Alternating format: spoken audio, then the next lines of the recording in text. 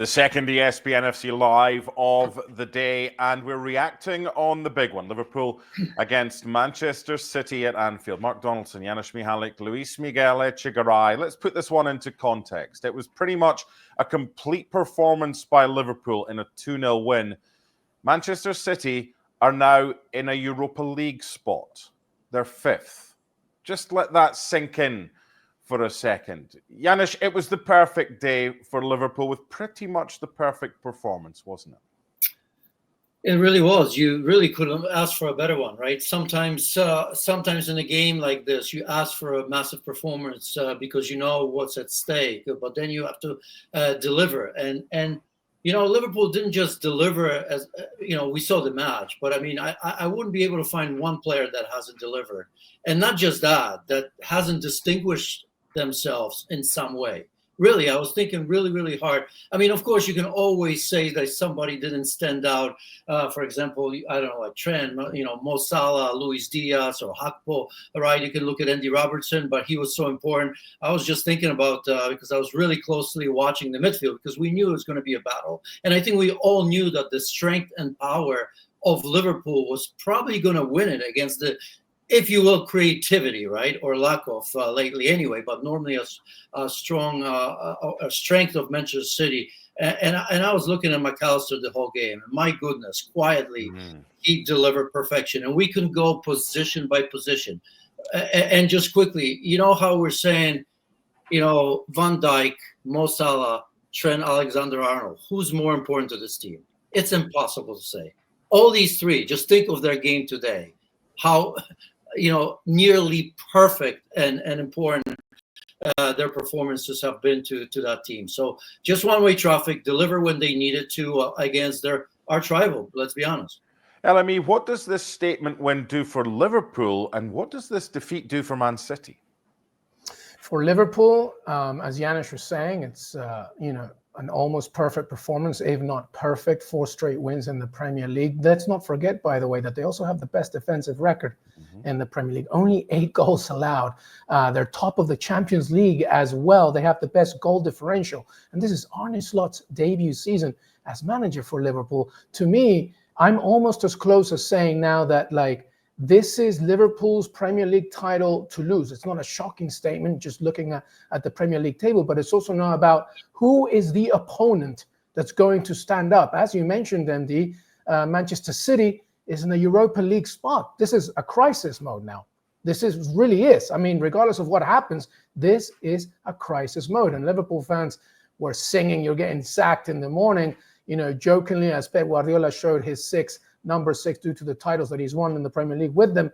But it's a joke and a song, and obviously it's not going to happen. But this is a crisis situation for the defending champions because they're just so far behind Liverpool. We're not even talking about them being the closest challenger. Arsenal, maybe, but look at where Liverpool are in the Premier League table. And Janusz, rightly so, talked about all these important players, from Mohamed Salah, 11 goals in the league now, 99 at Anfield. The fact that he does this on the wing is remarkable. Trent Alexander-Arnold, who's just a magnificent player. Virgil van Dijk, with Konate not available, you still have Joe Gomez, trying to defend. I thought Szoboszlai had one of his best games wearing a Liverpool shirt as well. But this is all about Arne Slot. It's unbelievable what he has done. It was a controlled performance that started with fire and thunder, but as the game developed and Man City improved in the second half, Liverpool still defended well and found the cracks in Man City's armor. Tremendous stuff. This is Liverpool's Premier League title to lose. They are magnificent. Okay, there's a lot to get to here. 18 wins in 20 games for Arne Slot. First 20 minutes of this game, touches in the opposition box. Liverpool 11, City 0. Janusz, what's the bigger narrative right now? Is it a 9-point lead for Liverpool after less than 15 games played, or 7 games without a win, including 6 defeats for Manchester City? Yeah, see, I'm glad you asked that because, when I think about it, and many will try to dissect this today, right? And the narrative for me is, this is not about what's wrong with Manchester City. This is about what's right with Liverpool. because we're so used to that, right? And let's not forget, not that long ago, Arsenal is just coming into narrative. But I mean, we've seen these battles, right? 98 points, whatever it was. I can't remember. Liverpool coming so close. But this is about Liverpool. It's not about Manchester City. This is not a 1 or 2 off. I mean, they've been losing consistently right now. And we've often, when we think about Manchester City, we've often said, well, when is it going to be the time where they're just not going to be up for it, right? Where they just maybe it's their time. And they've continually answered that question. It's fair play. But Liverpool's had up and downs, right? And the narrative here is that, irreplaceable players, but maybe we shouldn't talk about that because we thought it was an irreplaceable coach. Mm-hmm. And today, funnily enough, I don't know if you had that. It was almost if this game was being played in honor of Jurgen Klopp, because it was rock and roll, wasn't it? Mm-hmm. It was. I mean, we kind of tend to see that there's more balance to Arne Slot, right? And that's true, right? Obviously, there's a slight difference of playing, but today, that first 20 minutes, I don't know if you got that impression, but for me, City were scared of Liverpool. You could sense that way. It's the first time I can honestly say that these players looked scared in the first 20, 25 minutes. Or if not scared, because, these are top players. Sometimes they were scared. But they knew that we're second. They looked shell-shocked. Yeah, they knew that they were second best in every department. I mean, you've mentioned, the management, the different style, what he's gotten out of praise like Gravenberg. You've mentioned LME, Joe Gomez. I mean, he was in the coldest of purgatories. I mean, he came in against Brighton. And that was a tougher game, by the way, because Brighton were excellent. Remember, he came in halftime for Konate. Today, he came in for Konate. Couldn't tell the difference. Looked like Beckenbauer spraying balls in the first half, diagonals, 50-yard balls. I mean, trust me, it's not easy to just come in as a forgotten player. That's what Joe Gomez has been for how many months right now. And comes in 2 crucial games, right? And does that. Not to mention everybody else, like a Soboslai, right? I mean, he played like a player that knows he's on the verge of possibly, of losing his starting job, right? I mean, Curtis Jones is coming in, all these players, all these combinations. And how good was he today? And we could go on and on. So it's just a different story. And that's what I don't want to make this about what's wrong with Manchester City. I know we have to. We'll get there, although, most have been said. But this is about what's right with Liverpool Football Club, because this was 100%. totally unforeseeable. Let's be 100%. Look, I want to talk about both. And I want to set up this question to LME with a narrative. And it's a picture. And it's the Liverpool fans singing late in the game to Jurgen Klopp. As LME mentioned, you're getting sacked in the morning. And he had a kind of wry smile on his face. And then he did this with his hands. 6 titles. Right? You come back when you've got another 5 and you'll be level with me, Liverpool, obviously, with the 1. Now, 6 titles is a phenomenal achievement for Manchester City. Look, we'll park the bus. Right now is not about discussing the whole financial issues, right? Innocent until proven guilty. We'll deal with that at the time. He's got 6 titles.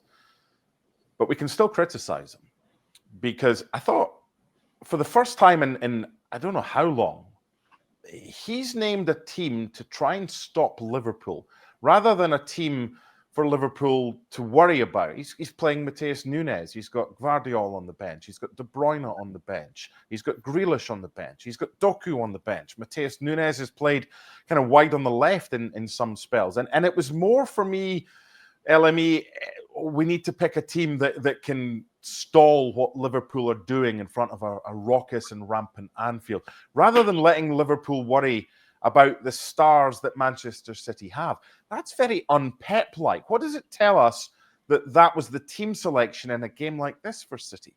Yeah, very un-Pep-like. It's reactionary, which is not what Pep Guardiola is all about. And, it was, as you mentioned, it's a fun image and a fun moment when Pep Guardiola had to justify his past, which obviously nobody's going to judge him on his legacy. But that's what it is, the past. If you want to talk about the present, as Janos said, that lineup was reacting and overwhelmed and scared of Liverpool.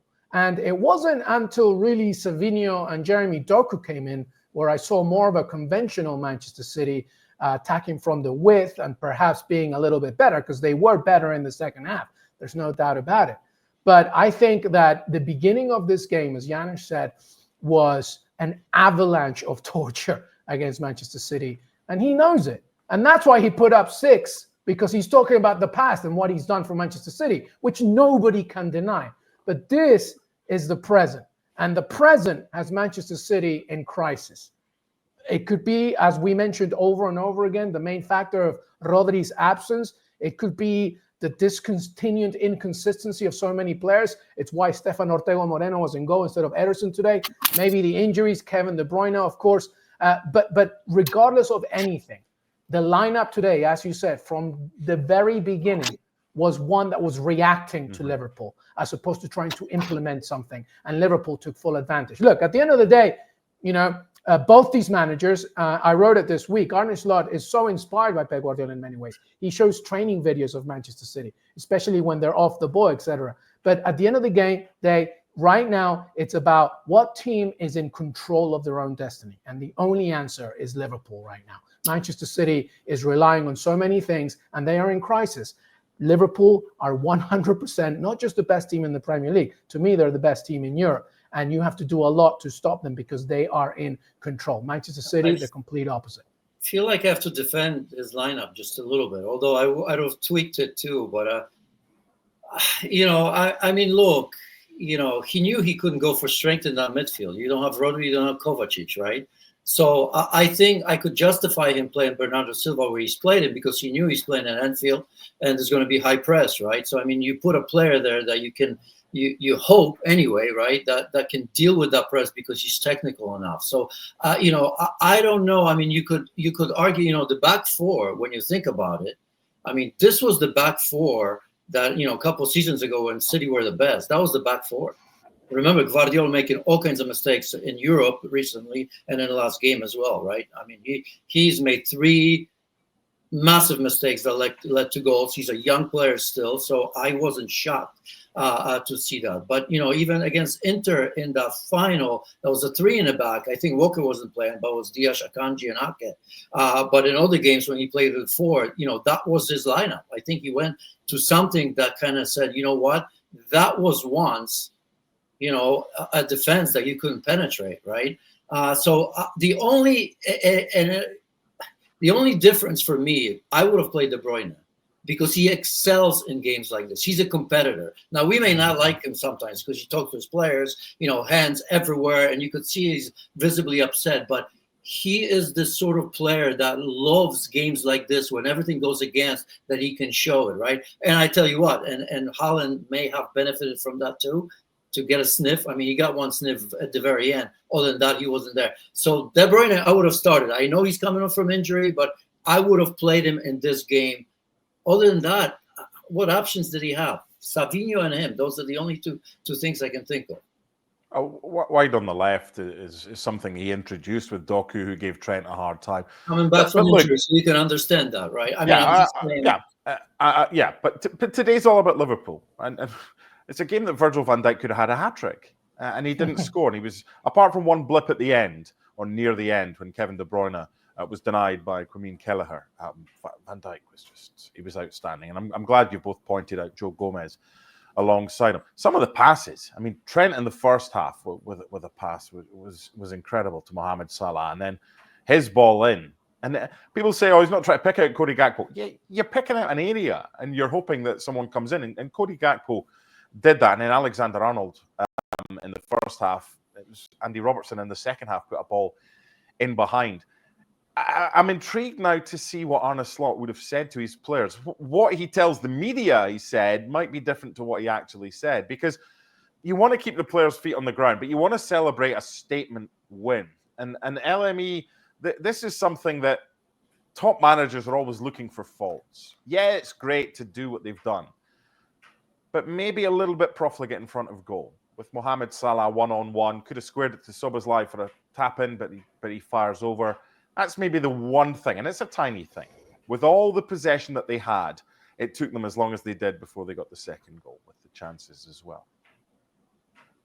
So, it's funny because, based on how Arne Slot manages, and I was doing a little extra reading this week about him, especially when he was Feyenoord, he's an absolute detail-centric control freak. And as we talked about Enzo Maresca earlier, and Unai Emery, and even Pep Guardiola, of course, you know, the best managers are almost like that to the point of obsession, right? Because they want to pinpoint on everything.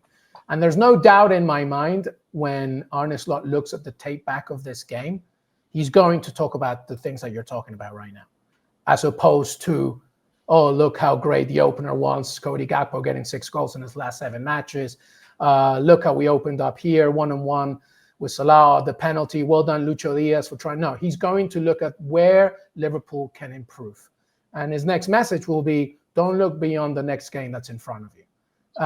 Because the most important thing is, one, for us to obviously keep winning, but also to stay healthy and stay focused on the plan. Because until anybody says otherwise, Manchester City remain the defending champions, and we have to do everything we can to, you know, improve ourselves. And also because this is the journey that Liverpool have to do both in the Premier League and the Champions League. And, you know, it's funny, you watch this game, and the beginning, like Janusz said earlier, it was Jurgen Klopp-esque, like thunder and lightning and in your face, 20 minutes, you know, Erling Haaland had like 5-6 touches, couldn't do anything. Nobody could penetrate the box from Man City's side. But as the game developed, then jazz was introduced, right? Like, then we're going to try and control it in different ways. And even though Man City are having some good moments, we're going to try and control our own destiny. And I think that's the ultimate message of Arne Slot. Control everything that we can, and everything else will fall. And that's going to be the key thing, especially as December comes.